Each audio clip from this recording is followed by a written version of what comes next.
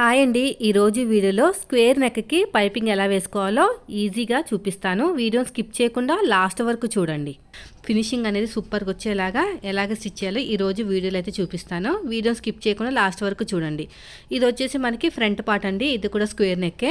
First అయితే front part చూపించేస్తాను, ఆ తర్వాత వచ్చేసి బ్యాక్ పార్ట్ చూపిస్తాను.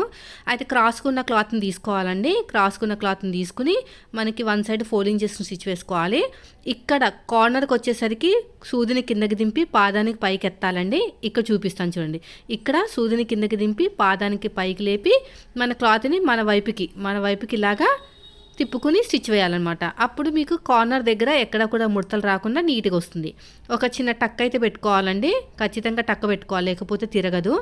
సో ఇది అయిపోయిన తర్వాత మనం నార్మల్ పాదంతో థ్రెడ్ పైపింగ్ చేస్తున్నాం కాబట్టి సన్నగా నీట్గా రావాలి అనుకుంటే 12వ నెంబర్ థ్రెడ్ తీసేసుకుని ఇలాగ ఫోల్డింగ్ చేసుకుంటూ స్టిచ్ చేసుకుంటూ వచ్చేయటమే. ఏం లేదండి, చాలా సింపుల్. ఈ స్క్వేర్ నెక్కే కాదు, స్టార్ నెక్ అయినా కూడా మీకు ఇదే మెథడ్ ఫాలో అవ్వాలి. సూదిని కిందకి దింపి పాదాన్ని పైకెత్తి మళ్ళీ ఇలాగ ఫోల్డింగ్ చేసుకుని ఇలాగ వీ షేప్ వచ్చేటట్టు మన వైపుకి తిప్పుకోవాలి. ఇక్కడ కూడా అంతే చూడండి, నేను ఎలాగైతే వేస్తున్నానో స్టిచ్ అలా వేసుకోవాలి. ఇలాగ స్ట్రేట్గా కార్నర్కి వచ్చేసరికి సూదిని కిందకి దింపి పాదానికి పైకెత్తి మళ్ళీ మన సైడ్కి ఇలా ఫోల్డింగ్ చేసుకుని స్టిచ్ వేసేసుకోవాలి. అంతే. చూసారా ఎంత సింపుల్గా అయిపోయిందో. మొత్తం కూడా ఇలాగే స్టిచ్ చేసుకుంటూ వెళ్ళిపోవాలి. ఇది అయిపోయిందండి. ఇప్పుడు ఎగస్ట్రా క్లాత్ని కట్ చేసేసుకుందాం. ఇప్పుడు ఇంకొక సైడ్ మీరు కావాలనుకుంటే ఒక హెమ్మింగ్ లాగా చేసుకోవచ్చు, లేదనుకుంటే నేను ఇలా చూపిస్తున్నాను చూసారా, ఇదే స్టిచ్ వేయచ్చు అన్నమాట. ఇలా మన వైపు తిప్పేసుకుని ఇంకొక స్టిచ్ అనేది వేసేసుకోండి, సరిపోతుంది. ఎగస్ట్రా క్లాత్ నీట్గా కట్ చేసేయండి. చూసారా ఎంత బాగా వచ్చేస్తుందో స్క్వేర్ నెక్ అనేది. తర్వాత వచ్చేసి మనకి బ్యాక్ పార్ట్ కూడా చూపిస్తాను. అయితే బ్యాక్ పార్ట్కి పైపింగ్ వేసుకోవాలనుకున్న హెమ్మింగ్ పట్టి వేసుకోవాలన్నా ఫస్ట్ అయితే డాట్స్ స్టిచ్ వేసేసుకోవాలి. ఈ డాట్స్ అయిపోయిన తర్వాత రెండు సైడ్లు కూడా అలాగే స్టిచ్ వేసేసుకోండి. డాట్స్ వేసుకునేటప్పుడు నడుము దగ్గర కరెక్ట్గా ఉండాలి, షోల్డర్కి తిన్నగా ఉండాలి. అదొక్క విషయాన్ని బాగా గుర్తుపెట్టుకోండి. తర్వాత వచ్చేసి ఉక్స్ పట్టి కాజా పట్టి కూడా మీరు స్టిచ్ అనేది వేసేసుకోవాలన్నమాట ముందుగానే. సో నేనైతే ఎడమ చేతి వైపుకి అయితే కాజా పట్టి వేస్తున్నానండి. దీనికోసం 3 ఇంచుల క్లాత్ని అయితే ఒరిజినల్ క్లాత్ తీసేసుకున్నాను. ఇది చాలా దళసరిగా ఉంది. నేను ఎలాంటి లైనింగ్ కూడా జాయిన్ చేయట్లేదు, ఇంకా అడుగు భాగంలో పెట్టేశాను. తర్వాత ఇక్కడ ఏమైనా నీట్గా లేకుంటే కట్ చేసేసుకోండి. తర్వాత ఇలా డబల్ ఫోల్డింగ్ చేసేసారనుకోండి 1.5 ఇంచుకి అయితే వెళ్ళిపోతుంది, సరిపోతుంది మనకి కాజా పెట్టడానికి. తర్వాత ఇలా తిప్పేసుకొని ఇంకొక స్టిచ్ అయితే వేసేసేయండి. ఇలాగా అయిపోయిందండి. ఇప్పుడు ఎగస్ట్రా క్లాత్ని నీట్గా కట్ చేసేయండి.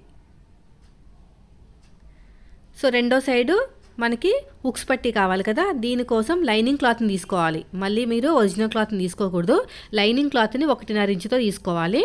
సో దీన్ని నీట్గా ఇలా కట్ చేసేసి పైనుంచి స్టిచ్ వేయండి. ఇలాగ పైనుంచి స్టిచ్ వేసుకుంటూ రావాలి. ఇప్పుడు మళ్ళీ టాప్ స్టిచ్ వేసేయండి. ఇలా ఓపెన్ చేసేసుకుని టాప్ స్టిచ్ వేసేయండి.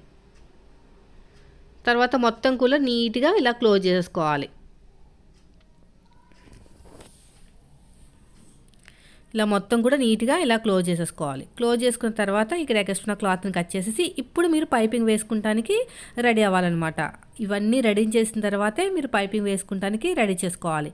సో ఇప్పుడు స్క్వేర్ నెక్కి వేస్తున్నాను చూడండి. ఇలా క్రాస్గా ఉన్న క్లాత్ని కట్ చేసుకుని వన్ సైడ్ ఇలా ఫోల్డింగ్ చేసేసుకోండి. నాకు 2 వైపులా కావాలి కాబట్టి 2 పీసులు తీసుకున్నాను. ఇలాగా స్ట్రేట్గా స్టిచ్ చేసుకుంటూ వెళ్ళిపోతామే. చాలామంది స్క్వేర్ నెక్కి ఏం చేస్తారంటే స్ట్రేట్ ఉన్న క్లాత్ని తీసుకుంటారు. నేను మాత్రం నెక్కి మాత్రం క్రాస్గా ఉన్న క్లాత్ని తీసుకుంటానండి. ఏ షేప్ అయినా సరే క్రాస్గా ఉన్న క్లాత్ని తీసుకుంటేనే మనకి ఈజీగా తిరుగుతుందనమాట, స్ట్రేట్గా ఉన్నదానికన్నా. 1 ఇంచ్ వరకు ఉంచుకుని మిగతాది కట్ చేసేయండి. సో ఇప్పుడు చూడండి, స్టార్టింగ్లో చిన్న ఫోల్డ్ పెట్టేసేయండి. ఇలా లోపలికి రఫ్ ఇచ్చేసేయండి. రఫ్ ఇచ్చేసి ఇలా స్ట్రేట్గా వచ్చేసిన తర్వాత ఇక్కడ వచ్చింది కార్నర్, ఓకేనా. అక్కడ రాగానే సూదిని కిందకి దింపాలన్నమాట. ఇలాగా దింపేసి పైకి పాదాన్ని ఎత్తి మన వైపుకి ఇలాగా చూడండి, ఇలా నీట్గా సర్దుకుంటూ స్టిచ్ చేసుకుంటూ వెళ్ళిపోవడమే. ఎలా స్టిచ్ వేస్తున్నానో అలాగా. ఇప్పుడు ఎగస్ట్రా క్లాత్ నీట్గా కట్ చేసేయండి.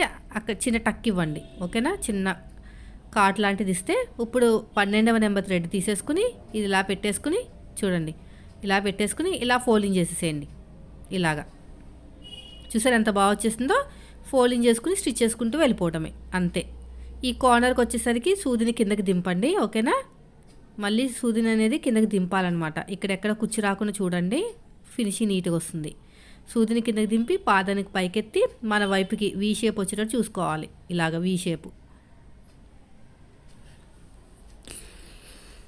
ఇలా స్ట్రైట్గా స్టిచ్ చేసుకుంటూ వెళ్ళిపోవటమే.